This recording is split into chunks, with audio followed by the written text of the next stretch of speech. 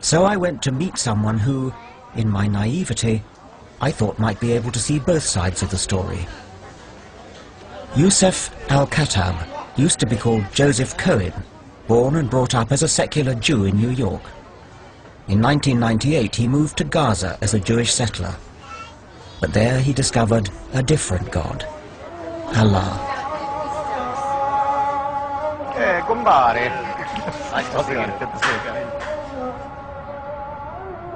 What I noticed coming to this center of world religions, what a lot of hatred religion fosters. I mean, I'm an atheist, and I'm rather gentle. I don't hate people, but it seems to me that I'm hearing hate on all sides, and it seems to me all to do with religion. I hate atheists because atheists don't care if somebody fornicates in the middle of the street. They don't care if the women go bouncing around on TV topless. It makes no difference to them. They don't believe in anything. Because you don't believe in a set rule, and you believe that a constitution can change, and you can amend the rules as they go along, and you don't believe in God's rule, then what law do you have? You just have man-made laws.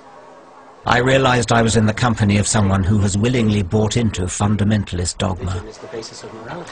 What do you think about the September the 11th attacks on New York and the July the 7th attacks on London? Okay, since you like to speak about evolution, I like to start before. What do you think about the Jews that have destroyed over 417 Arab villages, including all mosques and masjids, which wouldn't affect you because you're an atheist?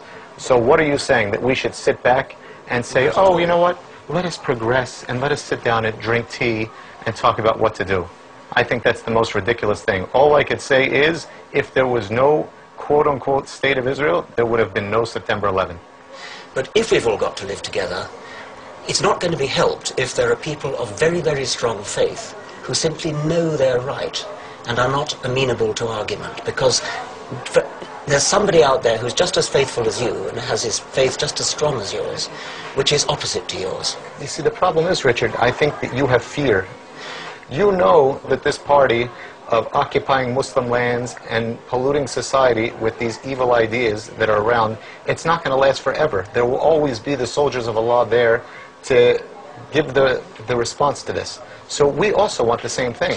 All we want is that we want the non-Muslims at this point off the lands of Muhammad sallallahu alaihi wasallam. All the lands of Muhammad, we want the kuffar out of it. Do you want Islam to take over the rest of the world? Of course I want it to, and it will. So my advice is to clean up your show at home, take your forces off our lands, correct yourselves, fix your society, all right? Fix your women. Fix your women, that's not my business, that's my women's No, business. it is your business. It is your business. When you take the women and dress them like whores on the street. I don't dress women, they dress themselves. But you allow it as a norm to let the women go on the street dressed like...